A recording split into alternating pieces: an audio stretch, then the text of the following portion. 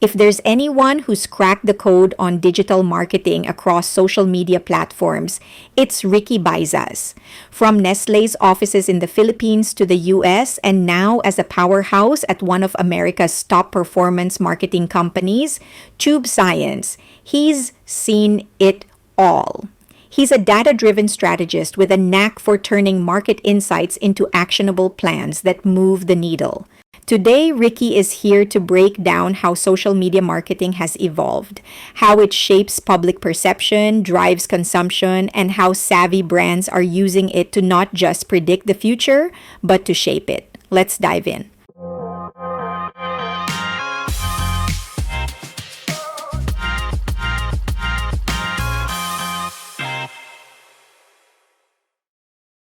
Okay, Ricky, thank you for being here. For those of you who don't know, we go way back. 20 to years that at 20 least. years, Yeah, I yes. was thinking about it on the way here, and I was like, I've known Fair since mid 2000s. Right, So yeah. that's easily 20 years. So Yeah. 2 decades. Yeah. We used to work for the same sort of marketing. Right.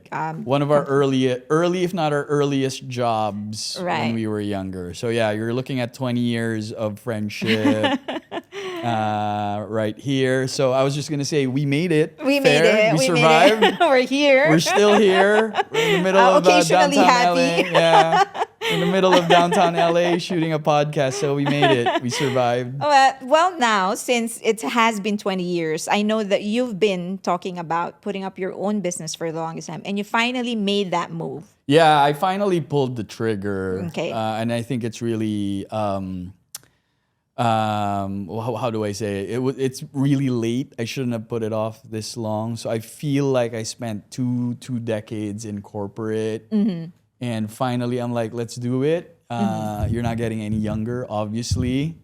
So I was like, you don't want to regret not doing that. Right, So, right. Okay, so yeah. can you tell the viewers what are your businesses right now? So mainly, I'm a digital marketing professional. So that's my vocation. That's the one thing I've been doing, and I've been getting paid for the last few years. So it's mainly digital marketing, but in the form of e-commerce, right? So it's purely e-commerce businesses. I have about 4 sites right now that are running on Shopify. So I basically applied everything that I know about digital marketing: paid search, SEO, paid social, CRM, into my own product or to my own brand. So Right. the only thing missing was the products and the brands. So I've gotten good with all of this experience. I've gotten good at product development and spotting opportunities and sourcing manufacturers and all that, and vendors. So I was like, why don't we make a go at it? So I finally did. I pulled the trigger, and I was like, let's do this. And now I'm stressing out and I'm getting anxious because I feel like I don't have enough runway anymore. So hopefully that wouldn't be the case. Hopefully something catches fire and that obliterates that short runway. Okay. Yeah. So first, you have Quaderno. Quaderno, Okay. yes, that's my, I call it like my stationery shop. I started with an index card organizer, index card holder. So it's a desk accessory. Quaderno, as you know, in Filipino is quaderno, or the Tagalog for notebook. But Yeah. I went with the Italian Version of it. origin so that it's more fancy, Right. or more people will know it. So I'm looking to expand into the stationery, journals, planners, fountain pens. Those are the next 4 to 5 products that I'm envisioning with Quaderno. Okay, and then the other one is the T-shirt. The other one, I'm still debating the main brand, but right now it's called Quotation, Okay. like quoteasian.com. I ran into some trouble with Instagram because of the word Asian in there. They think you're targeting race and so on and so forth. But really, while it is targeted to Asian pop culture, it's really more a play on the quotation. Like finally having our voice, right? Right. Having our voice here. So that is mainly my brand or my apparel business, where it's t-shirts, hats, crew neck sweaters, and whatnot. So all showcasing Asian pop culture. Okay. And not just limiting it to the Philippines or the Filipino audience here in the States. But Asian in general. Yes. And then you have a record store. Yes. So, and then the record store, which is the original one, I've had it maybe 3 years now, is called newrecordsdaily.com. So that's where I sell my records. These are new and repressed records. The differentiating factor for mine with the other online stores or even with the record stores is I organize the records by decade and not by genre or not by artist. You know how sometimes they would just have artists, alphabetical. And I got this from visiting all these record stores, and that's how they organize it. And it's just so hard to browse through them. So I was like, there's got to be a better way to do this. So personally, I have a lot of memories of music from my younger years, and I associate a particular band or a particular album with a year during my life. So I wanted to give that experience to the consumers as well, or to the customers, where if they hear a record or a band, it reminds them of when they were teenagers or when they were in their 20s. So I wanted to associate it with the decade or the year. So I thought that would be a different way to organize it. So that's the USP of newrecordsdaily.com. Okay. And then the fourth one, you said the fourth one, I'm the US distributor of Islander slippers in the States. So, Islander of course. is that popular flip-flop or slipper brand in the Philippines. So I distribute that here in the States. Okay. Yeah. Okay. So you were mentioning that the main problem you think you're having right now is that you have a short runway. Yeah. Why is that? Because you can't keep up with the demand? No, because I'm older. I'm not gonna reveal my age, but we've been friends for 20 years, and that was during our first job. Right. So you can do the math. Right. So I feel like I have maybe a couple more decades left. So in a business, you need about 15 years to really, really make it. So that's how I feel like, I might have run out of runway, don't have the years left. And the energy that a business needs, So that's what I'm worried about. Like, oh my God, maybe I should have done this 10 years ago. 10 years ago, yeah. You don't envision, because I've always envisioned what I'm doing right now to be my retirement plan. Once I'm done working my 9 to 5, this is what I'm going to be doing. Just because I enjoy it. Right. I enjoy talking to people like you, artists and stuff. So maybe. Yeah, I think what a lot of people need to start embracing is that retirement will just not exist anymore as a concept. So I'm not even thinking about retirement or retiring at all. I'm gonna be working in quotes, meaning I'll be on the keyboard or on my phone or whatever is coming up. And creating content or selling something or developing something until I die. I'm not going to be sitting on a beach somewhere. I don't think that's going to happen. Because if you think about it, what's the retirement age? 65, 67. And we're all going to live to be 100 now with all of the advancements in science and technology. That's easily 33, 35 years. Of doing what nothing. Are you going to survive on? There's no way. You got to have another job or something that generates some income so that you can feed yourself, shelter yourself, clothe yourself, and all that. Yeah. And have fun. And have fun, of course. Okay. Yeah. So, all right. So you are in an interracial marriage. That's right. Very my wife. Yeah, my wife is from South Carolina. His son is so cute. Yeah, so our son is a mix, is a mestizo, so to speak, in the Philippines. Yeah. How is it getting married to someone who has an entirely different culture? I think with any relationship is complex and complicated and nuanced and all of that. So I don't think it's a matter of race or whatnot. It's really two different cultures. So it's just a different. You just exchange one set of complications with another. Obviously, with anything, there's always good and bad. I think one of the good things is you don't have that that passive aggressive thing that happens sometimes with the Asians or with Filipinos.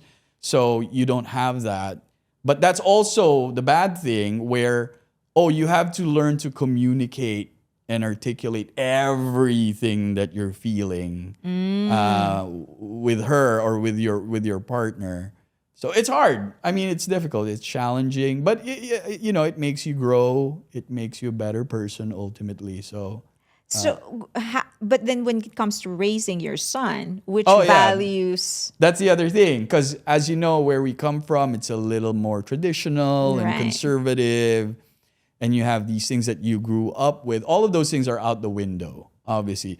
And even though we've been living here for the better part of 10 years and more, you realize you can't just chuck that out the window as easily as you thought you could, right? So sometimes there's friction there where, hey, we're from where I came from. This is how we do things. So there is some friction every now and then, but not big. Yeah, Okay. Nothing crazy. So how do you predominantly though? Which culture is the son?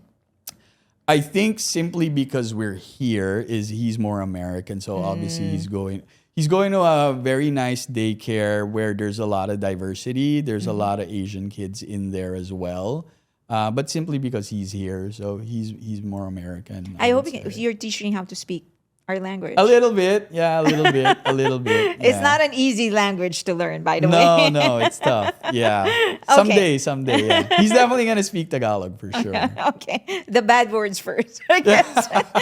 Okay, so you mentioned already that before you actually started your own business, you were heavily into digital marketing. Yes. And at some point, you were working for a Facebook partner. That was with Tube Science. Okay, can you describe what you were doing there? So Tube Science is the agency that pioneered those UGC video ads. You know those ads where they say, "Oh, my best friend told me about this, and it's got 1, 2, 3 benefits, and so on and so forth. If you sign up now, you're gonna get 20% off."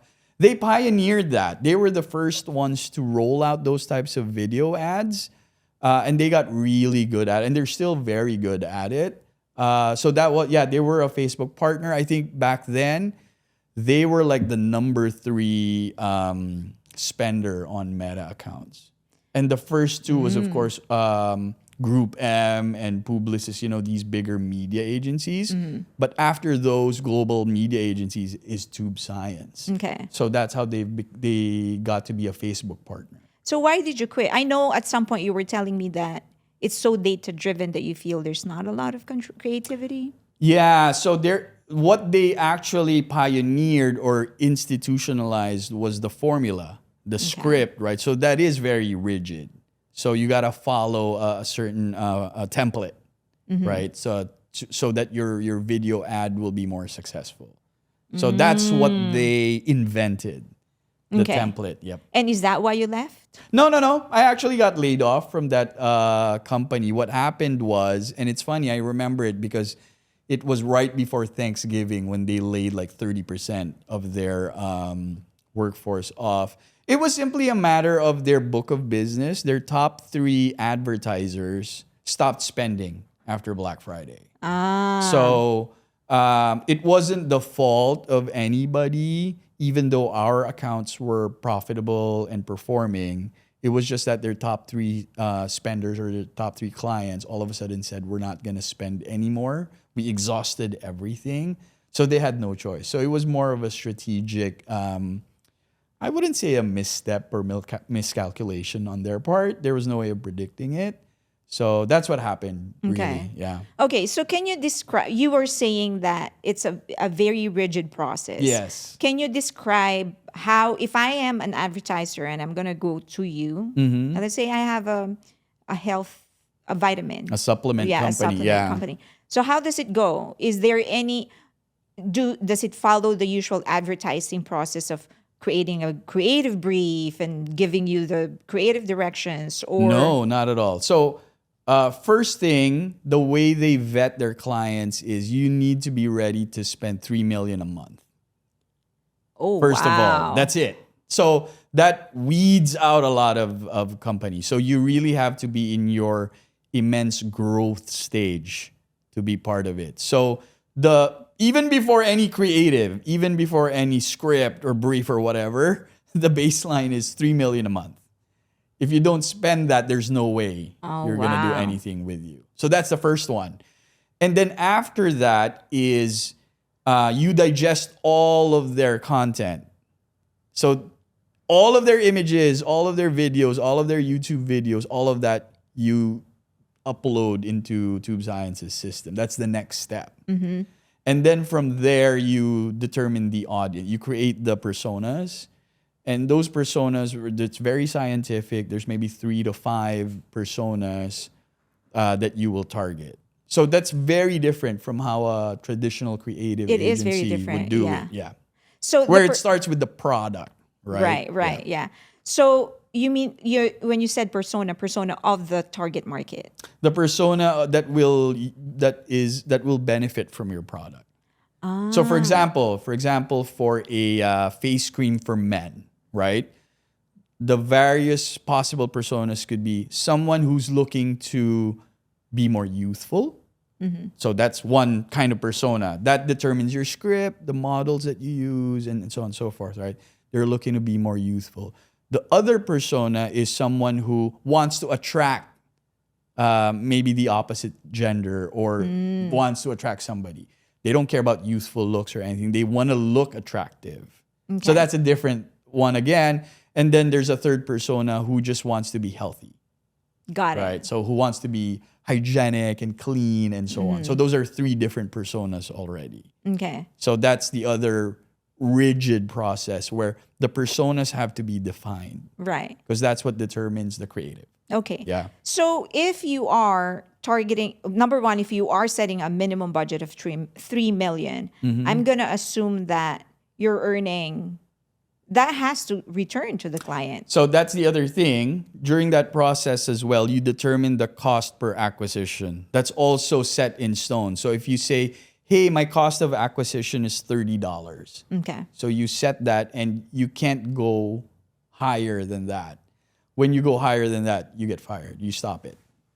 So that's also a hard line of performance marketing where the cost per acquisition needs to be this because it needs to be profitable. Okay. Yeah. So just for those who don't know, cost per acquisition is the amount of marketing spend that you will need to spend to get one client. Yes. So minus your cost of goods and everything that you need to get the business operating, there's that small amount where that's your profit. So to acquire a customer, that's the only amount you can afford to spend. Okay. So then for that agency, you're guaranteeing that if you're going to spend 3 million and your cost per acquisition is 30, let's just say. Yes. We're going to give that back to you. That's the business model of Tube Science. Okay. That's also what makes them very unique. And that's also why I joined them in the first place, because I was like, there's got to be something here for them to be able to guarantee that. Okay. And so when you joined that company, what was the biggest learning that you did not learn from any other companies that you joined? So I think my key takeaway from that experience was working remote. I never worked remote before that. So that was my first experience. And I learned that it is possible. You can crank out and churn out quality ads at scale without being in the same place. Okay. Because you would think, I need to be in the shoot. I need to be, you can all do it online. Our platform of choice back then was Slack. And then our project management software was Monday.com. So we did a lot just doing that. So I was like, okay, that's possible. That's doable. Okay. Yeah. Anything on the data side of things? On the data side, again, like I said, it's almost like you have to pay to play. That's the other thing. Mm-hmm. That's why they demanded that or required that 3 million minimum.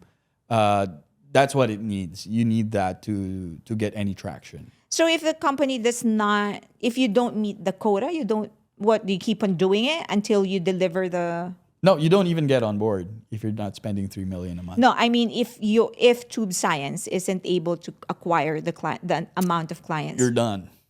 Yeah. So it was a revolving door of clients.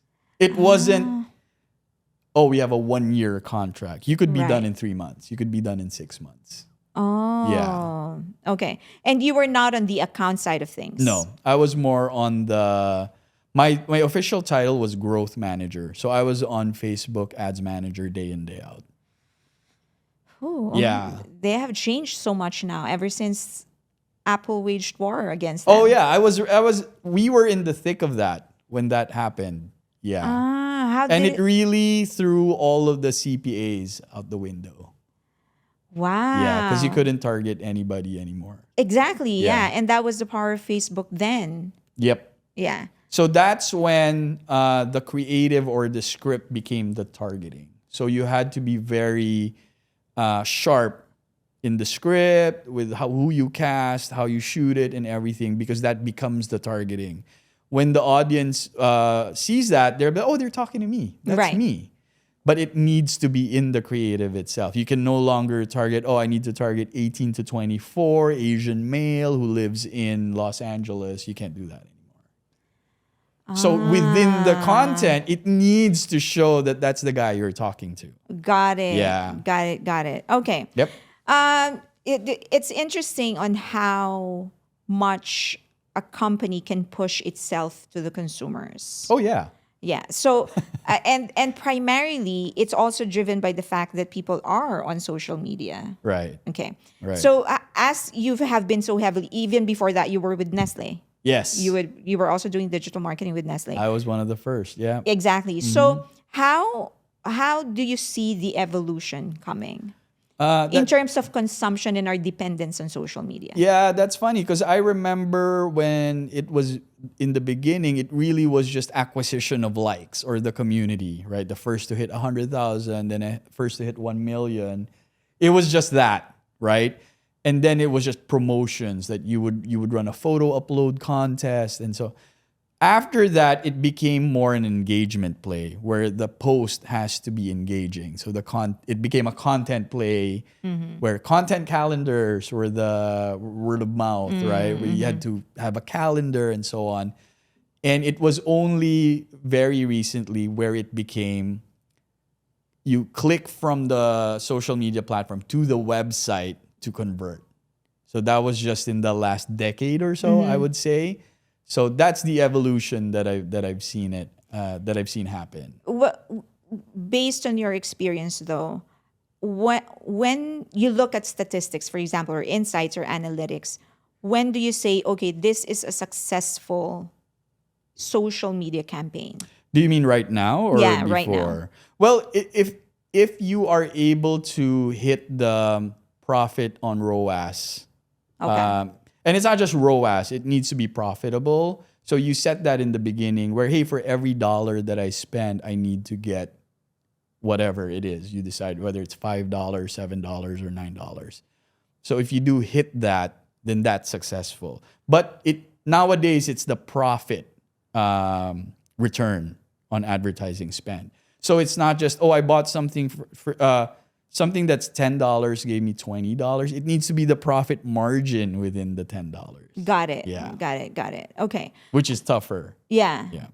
Is there a difference on how people react to advertising now than before? Yeah, I think everybody spots an ad already nowadays. They know it's an ad, so they have their guard up. Either they don't watch it at all, or they skip it, or they block it altogether. So now everybody's scrambling to look not like an ad. There's actually a company or an agency there called Ugly Ads, where they really disguise themselves as not an ad.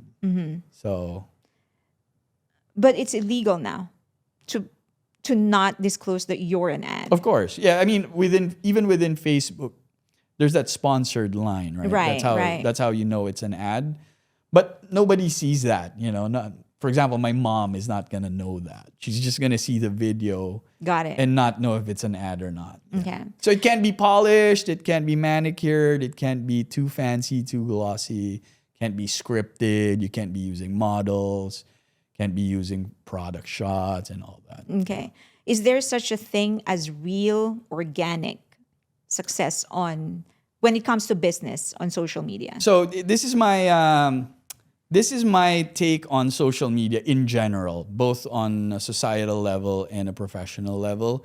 You know those videos where they're helping somebody, but they give them money, but then the camera is on. That's, for me, that's the main argument for social media, whether it's good or it's bad. And you see a lot of comments saying, oh, maybe you shouldn't have turned on the camera and just, so that's the conundrum that we're in, right? Is it good or is it bad? For me personally, be kind anyway. Help them. The camera's on or off, I personally don't care. Mm-hmm. Be kind anyway and help somebody. If you want to have the camera on, whatever. But I would say that's the dark side of social media, where you pander or cater to the engagement, which is the tough part. Because now it's the creator economy, right? Or the influencer economy, where you exchange that for money. The platform will pay you for the views and the likes. So that's a conundrum. That's really tough. But that's if that keeps the lights on and keeps the world connected, then that's the price. Okay. I feel, yeah. So you're saying that for you, if you're doing something good, mm-hmm. camera on, camera off doesn't matter. Yeah. I'm not gonna judge somebody because they gotta turn the camera on. I think at the end of the day, they still helped somebody. That's better than not helping anyone. Exactly. Yeah.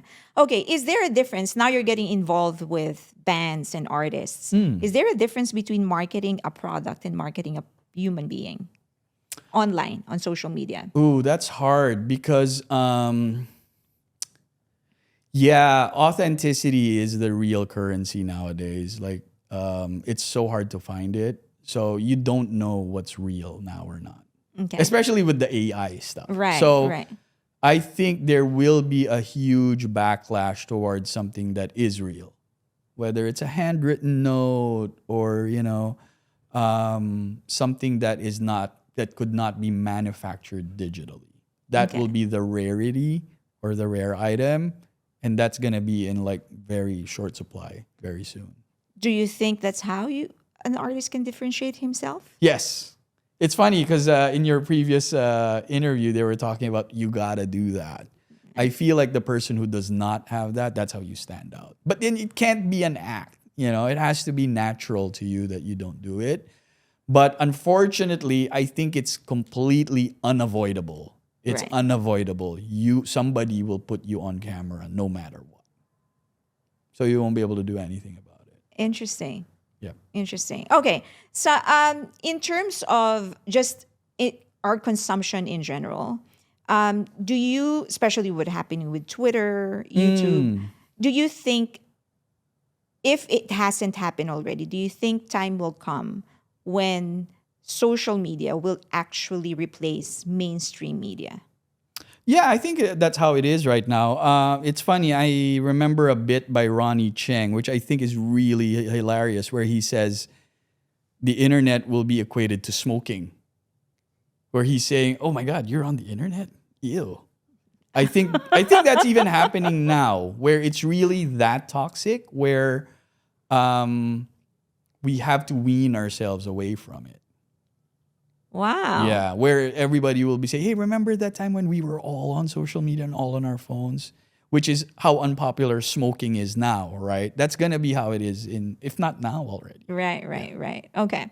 Do you think, by the way, this is a tidbit. I don't know if he remembers this, but when we were working, I think we were still in that job that we were in. He was already saying that Snapchat was going to make it big, and it became big. They were small then. Right. Yeah. But I think the new Snapchat is TikTok. Of course. This kind of the same model, right? Of course, yeah. Do you think they're going to last long with how they're running their business right now? You mean Snapchat? No, TikTok. TikTok? Well, it'll get replaced also at some point. How long do you think is the mortality of a social media app? I think any technology, there's always some kind of new technology every 15 years.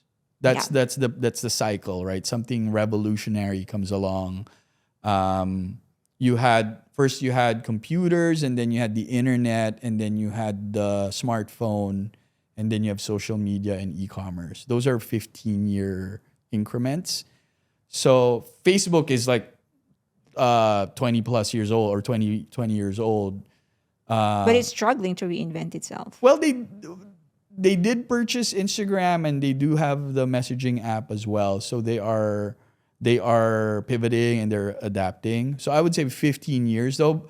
Although TikTok is its own shop now, so they're stealing market share from Amazon. So they might have a longer lifespan than the others. Okay. Yeah. Do you think YouTube is going to stay? Oh yeah, YouTube is not going anywhere. Yeah. Okay. I think that's one of Google's crown jewels. So Okay. Another thing before we move on to some stuff about specific like platforms. sure. So they're saying that it used to be about a specific product or artist or brand developing their own community. And then it went into mass community with social media. Sure. And now it's going to go back into actually you developing your own communities again. Yeah. That's why Patreon exists. People are really paying you. Do you think that economy of as an influencer developing his own rather than riding on YouTube and Instagram, do you think it's going to blossom back into how it used to be? That's the first question. And second, if it does, what's going to drive it back? I think more than blossoming, I think it will contract to like a smaller scale because to have that authenticity that I was telling you about, right? You gotta press flash and you gotta see them in person. You can't do that for 1 million fans, right? You might be able to do that for 1,000 fans. So I don't know if you're familiar with Kevin Kelly's concept of the 1,000 true fans. I think it will go back to that where micro influencers will be more effective than the mega influencers who have 1 million above followers. So it's gonna contract to that. So whether you're an artist or an influencer or a product or a brand or anything, you'd want to have that community that's a few thousand. And then that you can nurture and you can engage them in real experiences where it's not behind a screen or behind a comment or behind some text or behind some emojis. So it'll be something where you do spend time with them and they get to know each other. So I feel like the economy of that, it'll just be more expensive. It'll just be more premium. But I think that's where we're going. If not, we're there already right now. Right. Interesting. Yeah. What's the name of the author? Kevin Kelly. Kevin Kelly. He calls it the 1,000 true fans theory, where all you need is 1,000 true fans to survive and thrive. Meaning if you're a band, if you have 1,000 people who will buy your record when you come out or when you're on tour and they'll come and see you, you'll be fine. That's really all you need. 1,000 true fans. Interesting. Where they'll buy or patronize anything you put out there. Right. Okay. I'll check him out. Yeah. Okay. Is there a difference in terms of each platform? Is there a difference in how people consume it? Meaning, is there a specific platform that's good for a specific purpose of a brand? Whether it's a... For sure. So for example, I noticed recently, I'm still on Facebook, right? So I noticed, hey, I'm not getting any engagement with my feed anymore. And I realized everyone moved to the reels and the stories. Okay. They're not on the feed anymore. So the same way, right? So if you're a brand or a product or a business that lends itself better to video and even better short form video or the video that disappears, then you gotta be on Instagram and TikTok. If you're more of you're really just product photos or lifestyle still photos, like a lot of the fashion and beauty brands, Pinterest or Instagram also for that matter. So the content lends itself to what you're comfortable churning out there, and if you're authentic in doing that and you're not forcing it. Right. What do you think is a podcast good for? And is it on its way up? Has it peaked and on its way down? I can't say for sure, but I would say that. So this is my take on that, because I do listen to a lot of podcasts on while I'm driving, right? And I notice, so the ones who listen to podcasts are more intellectual, they're college educated, they're more for long form content, thoughtful content. So it'll be for more premium brands. Because it's not cheap to sponsor a podcast, right? Like with Tim Ferriss or Morgan Housel or any one of the big brands out there, or any one of the big podcasts out there. So it will really be more for a niche brand or company that can do the podcast. And but they have a lot of spending power. So that's the audience that you will attract from podcast marketing. So do you think it's on its way up, or just? I think it's just steady. It's steady. steady. It's neither growing or it's done or it's still growing. I think it's just steady. And you know it from when you listen to the podcast. You see they have their sponsors and everything. Yeah. And a lot of it, if you notice, through their finance companies, whether it's a new money management app or an investing app, or if it's a new lotion or a new expensive type of soap or whatnot. Yeah. Okay. It's for this is more for as an advice or tip, I guess, a tip to those that want to get into digital marketing. Brands that want to get into digital marketing. What do you think is the biggest mistakes that they do? I think the biggest mistake that they do is thinking that they can buy their way into it. Like, let's just put $1 million or even $100,000 into it.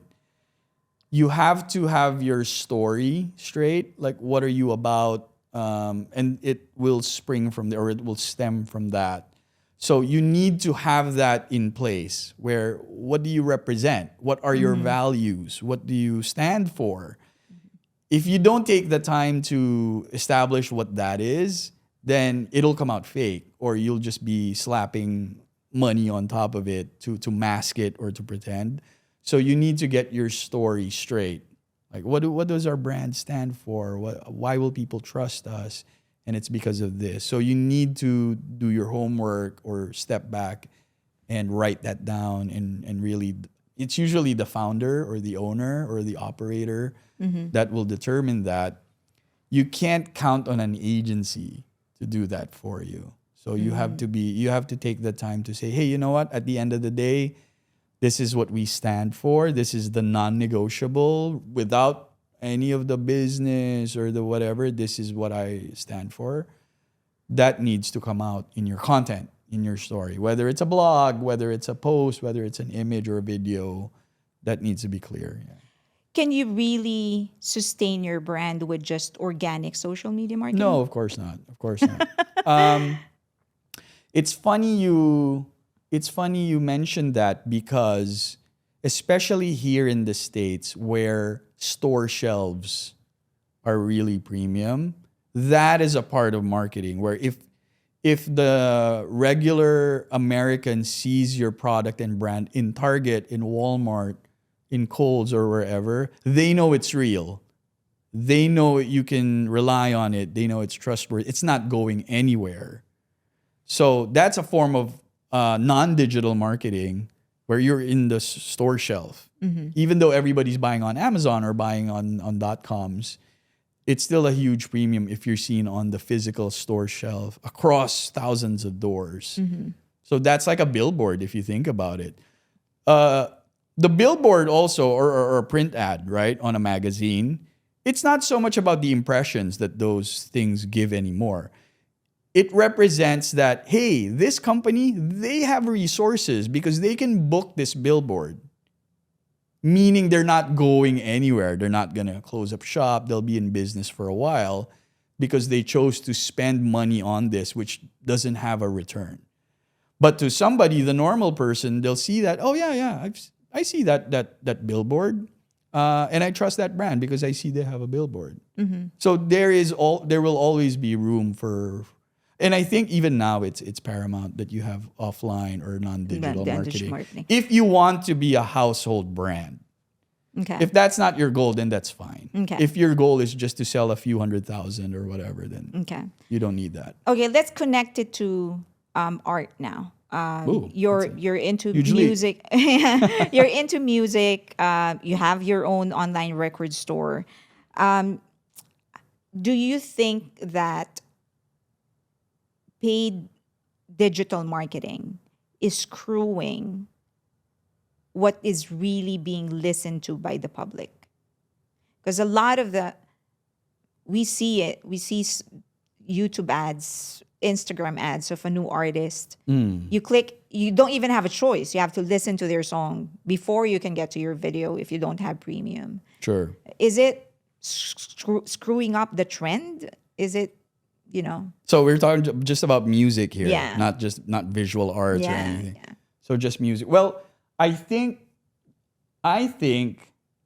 the challenge there is not so much the marketing, but on the artist itself, on the creation of the art itself. Okay. I think that's really challenging because you have decades of other artists that have come up with the lyrics and the melodies and all that, and they live forever on the internet, right? That's why if you put something up now, they're like, oh, that sounds like the melody of this song from Right. the 80s or the 70s. So it's so hard to come up with something original now. So I think from the side of the artist, I would say that's more of the challenge rather than the marketing side of it. It's more coming up with something that is salient today and that will stand out and cut through the clutter and touch somebody's heart or somebody's emotions because of everything else that came before. That's going to be tough. So you got to find the pulse or the heart of the audience now. What do they care about now in this society, in this world that we live in? How do I create the art that will resonate with them? That's so hard. Because you write a lyric and you're like, this is corny because it's been said so many times already. You're right. Right? So it's so much harder to be an artist, to come up with a riff on the guitar, it's a few notes. You're like, yeah, but that sounds like something that somebody came up with already. So I would say that's more the challenge than once you have that, then you promote. I think if you have that, you don't even need to promote it or to market it. Really? Yeah. Yeah. I think somebody will hear it and then they will share it themselves. Yeah. Interesting. Yep. Okay. So is there any, how do you think, so do you think TikTok is screwing up? We always blame TikTok with the downfall of the quality of music because people can just create anything in there. And then apparently, I was just telling him, I was going to interview somebody from Warner. Okay. He's an A&R for Warner. Okay. And they have a list of like guidelines on how to make a hit song. Okay. And that it has to be very short, 2.5 minutes or less. There you go. Very short intro or no intro at all. Right. Because you got to hook them in like half a second. Exactly. Yeah. And then Which is impossible. How are you going to do that? and then no complex lyrics because people will not think Can't about go the over meaning. their heads. Yeah. Yeah. It can't be too poetic. It can't be too, yeah. And then it has to be good for lifestyle video, as a background for lifestyle videos like cooking videos or how to get ready, you're getting ready videos or organizing videos. So that they're requiring the songwriters to make sure that it follows this guideline. Sure. And I felt like we're doomed. Like the music Yeah. industry is doomed. Yeah. I think more than just the music industry, society as a whole, our attention spans are just non-existent anymore. With what you said, they need to be short and everything. So we can't even pay attention for a few seconds on anything. Do you think social media is to blame? Of course. But, if you think about it, a lot of the Beatles songs were 2 minutes long. So it's not really so much the length of it, but just, okay, you do have a song and you have an act, they get famous, but then it lasts 12 days. It's no longer, you last for decades like Madonna or Whitney Houston or Mariah Carey. That just doesn't exist anymore. You have a hit, but because of how simple it is, it does not have any legs. It's not open for there's no room for any interpretation for future people to mine from your content, right? Because it's so basic, right? So that's the problem. Right. it's like architecture. It doesn't last centuries. Right, So, right. Okay. yeah. Who do you think new artist? Is there anyone you're following right now? Has to be new, not Yeah, old yeah, yeah. ones.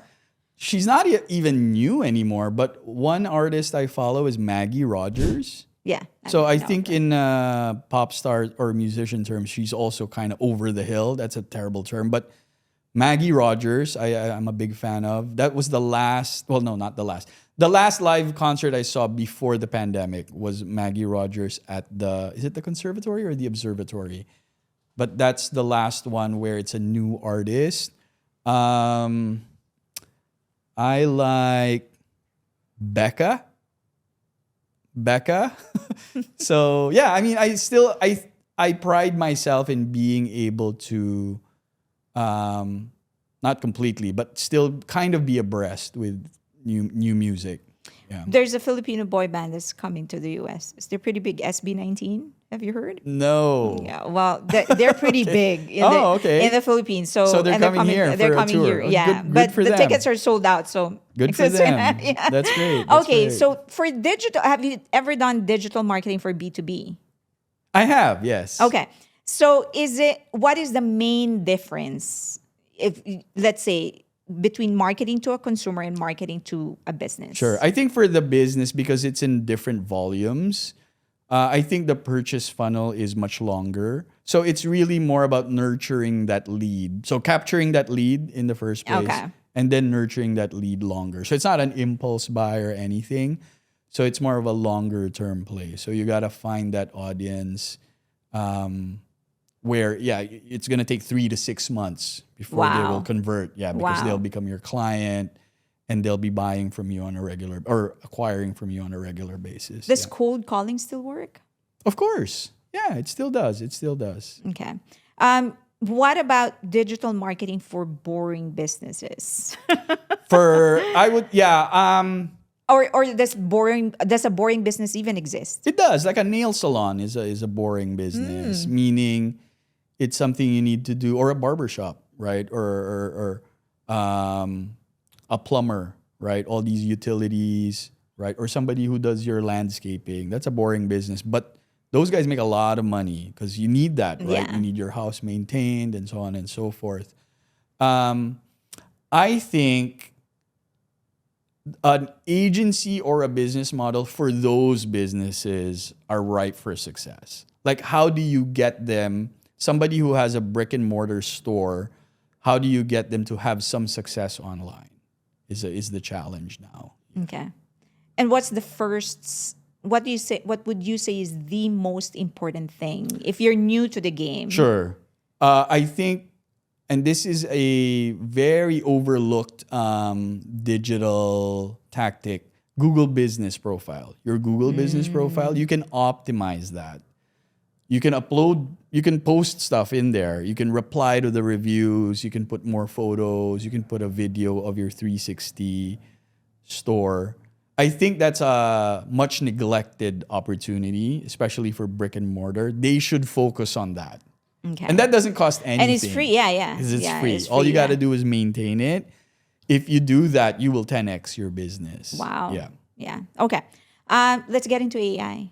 Sure. Okay. I love AI. Yeah, I'm an early adopter. No, of But course. Of course you are. You're always an early adopter. But a lot of criticisms are going towards AI. because Especially with that Studio Ghibli thing, right? Exactly, yeah. So first, what do you think is the best use of AI now in marketing?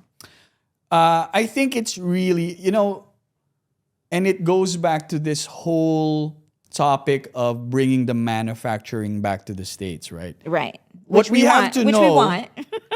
What we have to know is it's not the manufacturer. Of course, yeah, there were some jobs that got outsourced to other countries, right?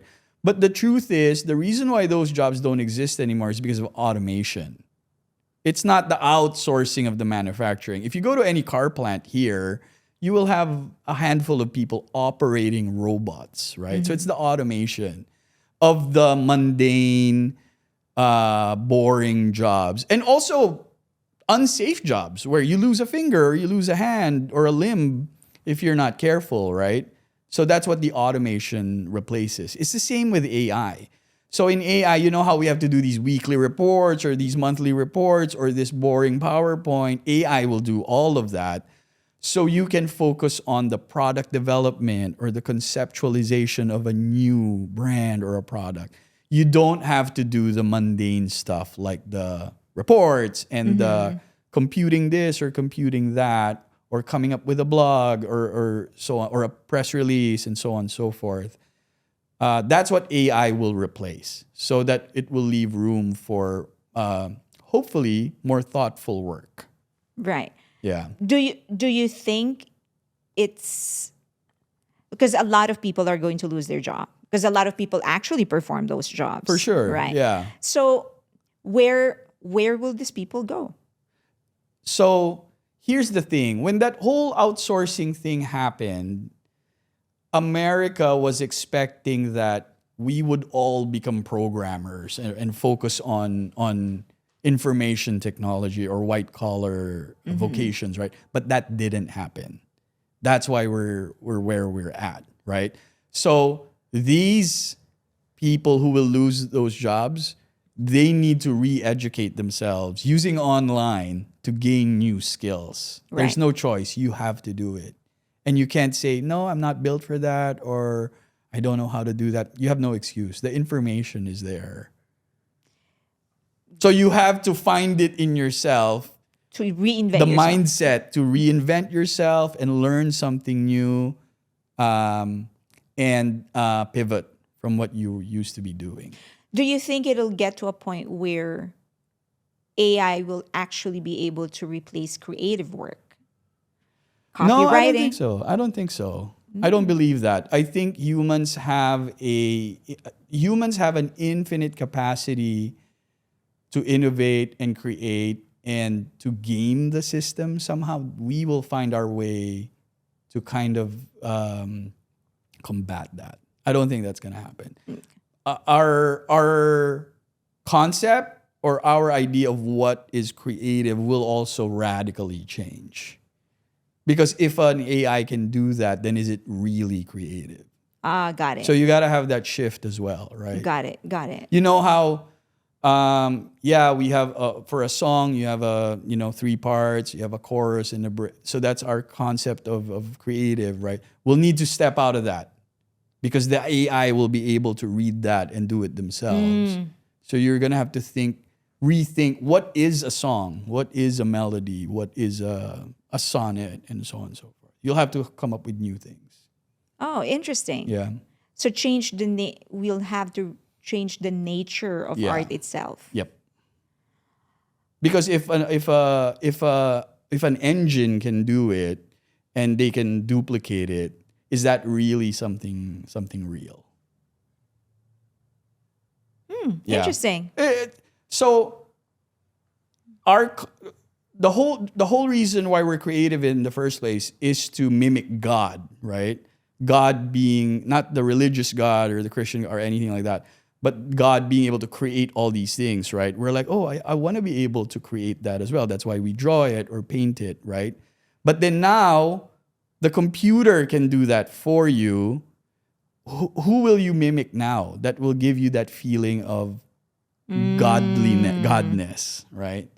It becomes mundane. It becomes pedestrian, like, oh yeah, anybody can do that. So Right. is that art or is that creative? So I guess AI is going to take out mediocrity.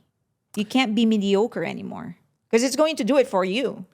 Yeah, it'll just be in the background, so, and you don't notice that anymore. My favorite, and it can still go south. My favorite anecdote, I would say, about AI is that scene from Spider-Man where, the criminal was in the bus and I think Green Goblin was forcing them to make a choice where, hey, you Right. gotta do this or that bus will fall, or you do this and the other bus will fall. And then that brilliant criminal said, we're not gonna do anything. We're not gonna make a choice, right? So I think AI is like that, where humanity we have a choice not to use this. If we all agree at the same time that we're not gonna do this, then it's dead. It dies on its own. It's really up to us. It's up to us. It's just that I guess people has the natural predilection to be lazy. If something can be done for you. Well, because everything's in abundance. Again. Yeah, you can go to the store. Unlike before, if you don't work, you're gonna starve. Yeah. Right? So that doesn't exist anymore. Right. So, Yeah. Yeah. So I guess that's our enemy. It's our tendency to be lazy.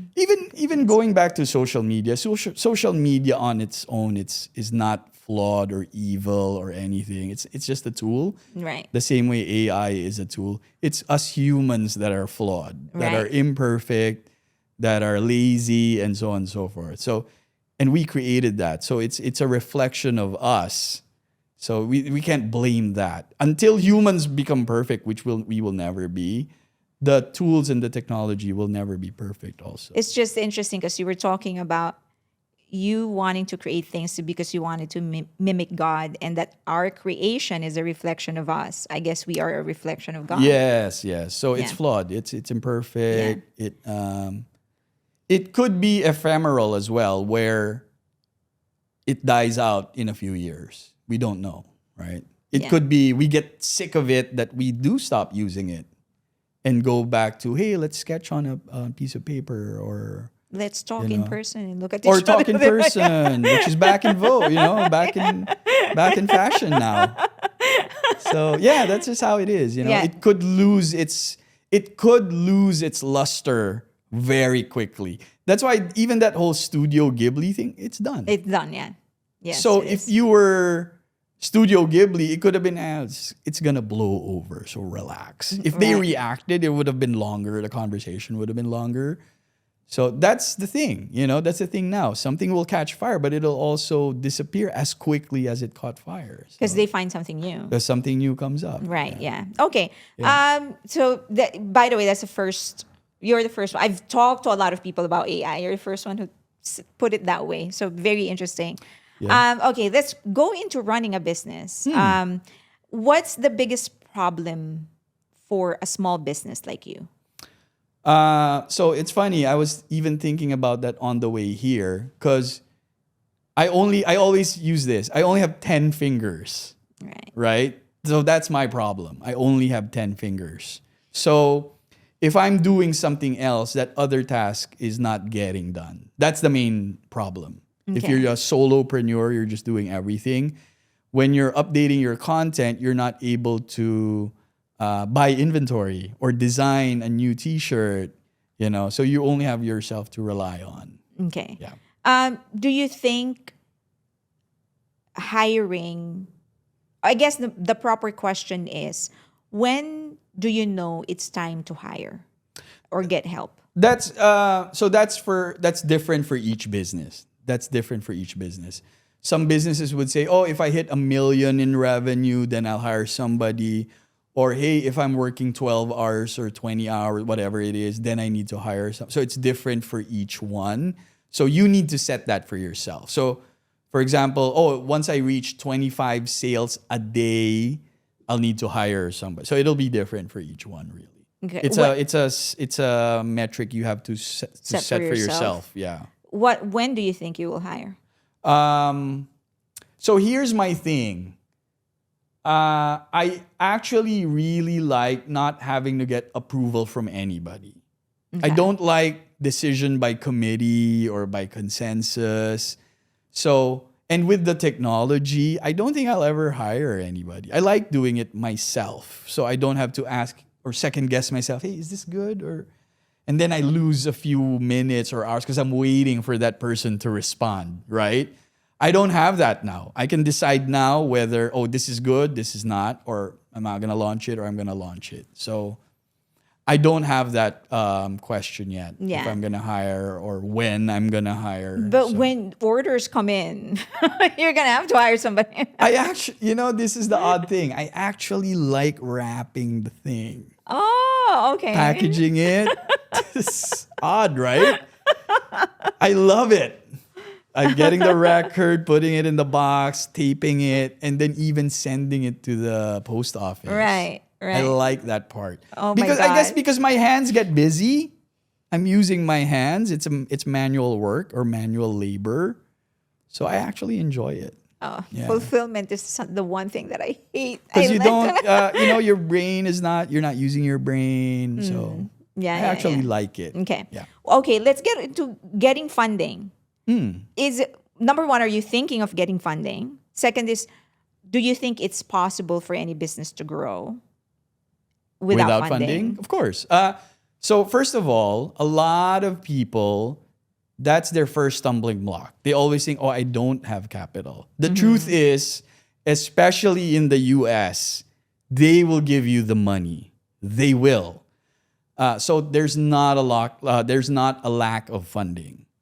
Yeah, a lot of people don't know that. A Yeah. lot of people Yeah, don't know but that. It's easy. there. Yeah, it's there. So I don't worry about that part. So, but you can also just bootstrap it and use your own money. It'll just curtail how fast and how big you can scale it. Because you can just use your own money and wait for sales and then the profit. But funding is so easy to get. Okay. It's Do you plan on getting funding? I do. Yeah. Okay. So when do you think you'll get there? I have a personal target of 25 sales a day. Okay. Once I get 25 sales a day for 4 to 5 businesses, that's $1 million business at a $30 price point, at an 80% margin, right? That's $1 million business. So apparently, when you hit the 1 million a year mark, buyers and investors knock on your door. Yeah. And that's the exit that a lot of people don't think about, where they think they're going to run this for the next 15, 30, 35 years. But the truth is, if you hit a certain number threshold, investors start knocking and they want to buy your business. Okay. So if you hit the 1 million, they'll want to buy it for 5 million or 10 million. Are you thinking of exit? Yeah. I mean, if I do hit the 25 sales a day and it's consistent across, and somebody wants to buy it, I will gladly do it. Yeah. Yep. And then start a new And one. then I'll think of something else. Yeah. Wow. Yeah. So you really are in your you're fully embracing it. I am. But think about it though, Fair. 25 sales a day is hard. It is. That is hard for 4 to 5 brands. Yeah. That means selling an item every hour. Yes. Also when you're sleeping. Yeah. It's hard. Right. It's hard. Yeah. So you're selling a record every hour. So that's the goal I set for myself. So I'm giving myself maybe 2 to 3 years to get there. Hopefully sooner, but that's the goal I set for myself. Okay. Yeah. In terms of social media following, how big is the social media following of the record label now, of the record store now? Non-existent. They're actually non-existent. Are you planning on pushing it? You can push it if you want. No, because because of what I do as a digital marketer, I know that longer form content and paid media will be enough. I don't have the resources and the capacity to do the followers part, especially with how toxic it's really gotten. And I don't want that in my head where somebody's telling me how awful I am when you reach a certain number, 10,000 followers or whatever it is. I just don't want that, Okay. So Yeah. I'm not particularly focusing on the organic, social. side of Yeah. it. Okay. All right. And I guess this is going to be my last question. If you're going to give a tip to those that want to start a small business utilizing social media, organic first, what would you say is the first 3 things that they will do? I think what they need to do is focus on the SEO part of it. Okay. SEO, and then the search marketing, the paid. Because the clicks there are cheaper than on Meta. So Right. get a sale from Google paid search first because of your content. Once you get that running and Google has seasoned your pixel and all that, then you can think about getting into Meta and paid ads there and actually having those image ads or those video ads. Okay. That would be my advice. Because now it's like, oh, we got to have an ad on Facebook or we got to have 1,000 likes.